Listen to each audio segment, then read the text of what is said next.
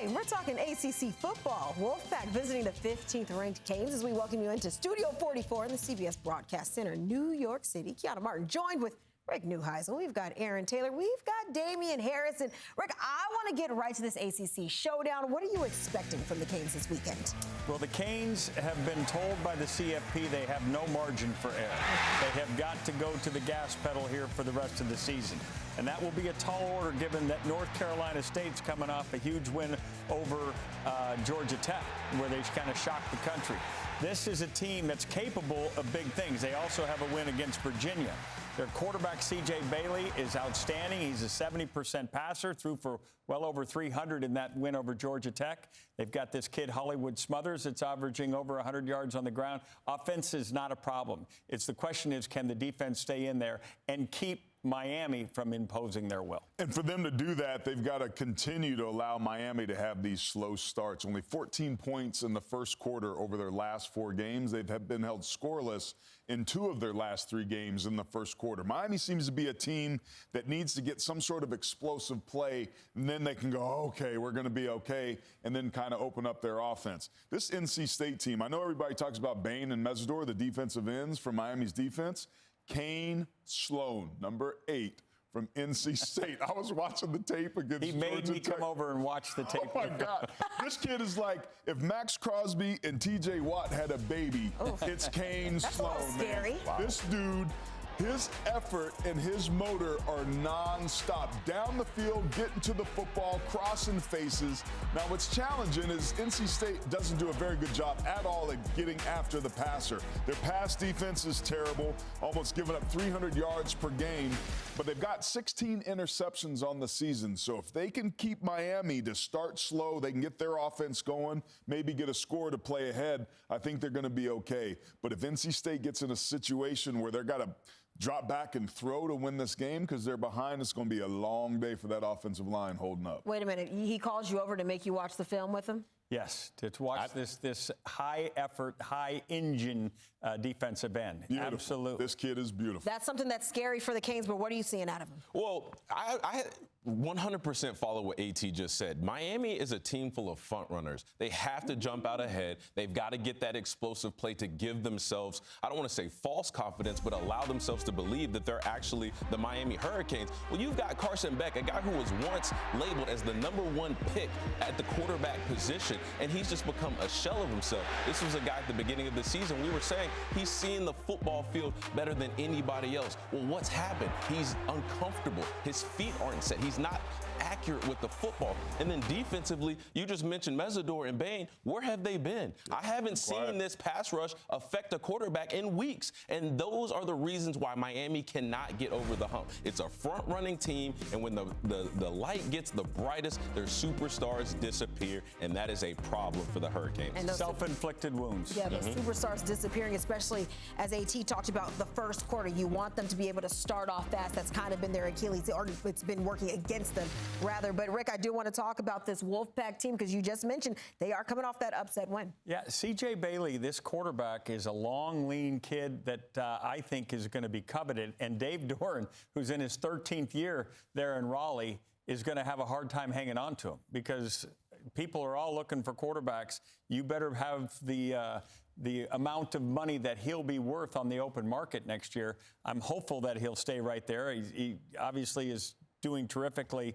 for the Wolfpack team. They've got a nice group of pieces around him, but he's the cornerstone of this. And when you watched him against Haynes King, the premier quarterback for Georgia Tech, you would have had a hard choice as to which one you wanted. Yeah. No, absolutely. And outside of all of the X's and O's, the players that they have, the things that Rick just alluded to, this team has confidence. When we say they just beat Georgia Tech, we're not talking about the same Georgia Tech of old. We're talking about the #1 seed in the ACC, undefeated Georgia Tech, with a quarterback who was potentially a Heisman Trophy candidate going into that game. But when you've got guys like Kane Sloan, C.J. Bailey, you've got the players. And then when you get wins like that, you build a confidence to where you go up against the Miami team who's looking and saying, we've got zero margin for error. They've got everything to lose. North Carolina State, they have nothing to lose. They've got the players, they believe in their coach, and they're just ready to go out and knock off another opponent that's ranked above them, seen as having more talent than them. They're not taking a back seat to anybody.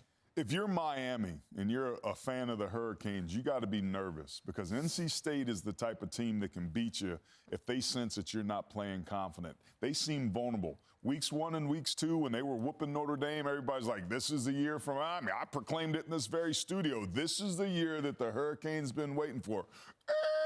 Pump the brakes. That didn't live so well. Self-inflicted wounds, though. Too many penalties. No question. Too many interceptions.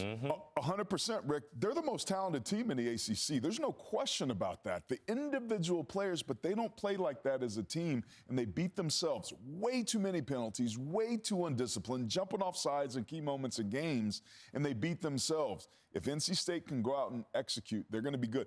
They didn't just beat Georgia Tech. They whipped very good offensive line up front. A Joe Moore Award semifinalist, one of the best 10 offensive lines in college football. Georgia Tech got wally-mopped at the line of scrimmage. NC State, playing at their best, can give Miami all they want. The Canes better be careful, and in my opinion, they better start quick. You're talking about that whooping. That's certainly a momentum-building victory that they just had, so Canes better come ready in this one. But as for the Canes head coach, Mario Cristobal, I mean, last week, that verbal sparring with Cuse's head coach, Fran Brown. Damien, did you like what you saw? And can Cristobal maybe keep his players focused as they're currently on that CFP berth? You know what this looks like to me?